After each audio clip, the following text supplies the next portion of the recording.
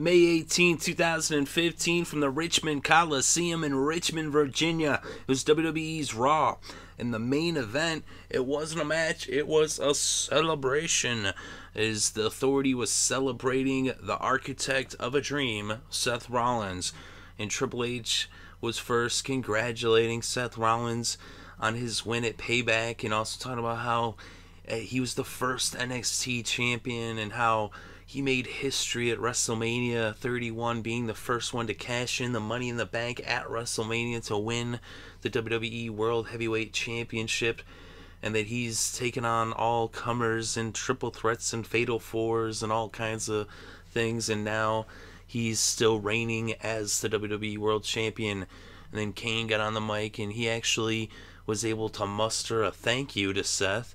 And then Noble got on the mic and he was talking about how cream rises to the top. And then Mercury, he just couldn't get words out. He was very emotional, but he just couldn't get the words out. And then who shows up? Dean Ambrose, the Lunatic Fringe, the Agent of Chaos, shows up and crashes the party.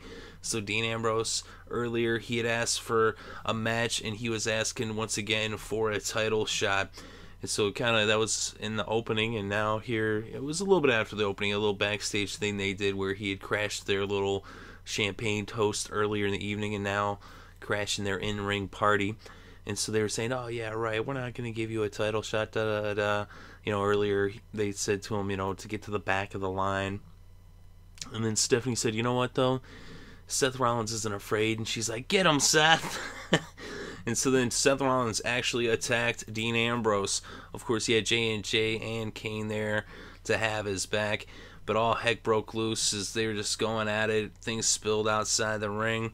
But then Dean Ambrose took out J&J, took out Kane. He was just nailing him, freaking laying him out. And he had Seth Rollins draped over a pile of cinder blocks. As he revealed, there was a pile of cinder blocks right next to the announce table, just as when Seth Rollins had hit him with the curb stomp on the cinder blocks quite some time ago, sidelining Dean Ambrose for a while. And now things were coming full circle as Dean Ambrose had him right there draped over the cinder blocks, and he had a steel chair and he was threatening to hit him with the steel chair on the cinder blocks.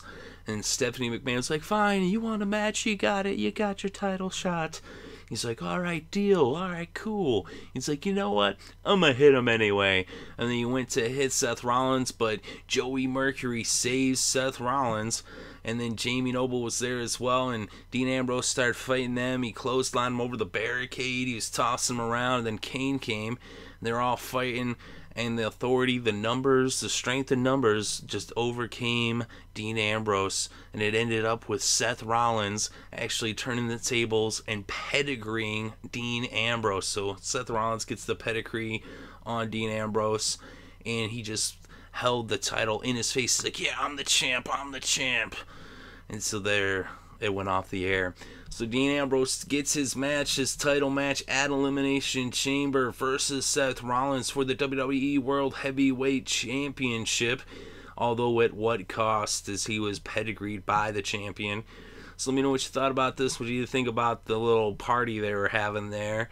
It wasn't much of a party until Dean Ambrose got there, right? It's not a party until the Lunatic Fringe arrives, which was pretty cool to see Dean get out there. I'm definitely happy that Ambrose got his title shot. I was kind of hoping he'd win at Payback, but I definitely am going to be rooting for him at Elimination Chambers. Let's see if he can get it. I don't know. We'll see. I hope so, but I won't be surprised if somehow Seth pulls it out. He always seems to find a way. But how will he beat the Lunatic Fringe? It's not going to be easy, as Dean Ambrose is an agent of chaos. And that's the thing, when he came out there, they're like, oh, you got a lot of nerve coming out here with all of us. But it ain't nerve. Dean Ambrose don't care. He's all about chaos. just coming out there, he knew he was going to disrupt things, and that's what he wanted. He didn't care how much punishment was going to be dealt out on him. He doesn't care about his physical person. I think he's proved that time and time again. What he cared about was ruining their little celebration and getting his title shot, and he did just that. So although he was laid out by Seth Rollins with that pedigree, it was Dean Ambrose who actually came out on the winning side. Usually that's not the way you describe someone who's been laid out by a pedigree, but in this case it was the way Dean wanted it, really. I'm sure he would have rather, been standing tall at the end of things, but he did get what he wanted out of his disruption, out of the chaos that he wreaked havoc upon the Authority celebration. But let me know what you thought about that. What did you think about Dean coming down and disrupting the party? What do you think about Dean getting a title shot?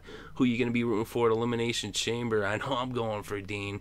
But let me know either way in the comment section below. Definitely interested to read your thoughts and opinions. Thank you very much for listening. It is appreciated.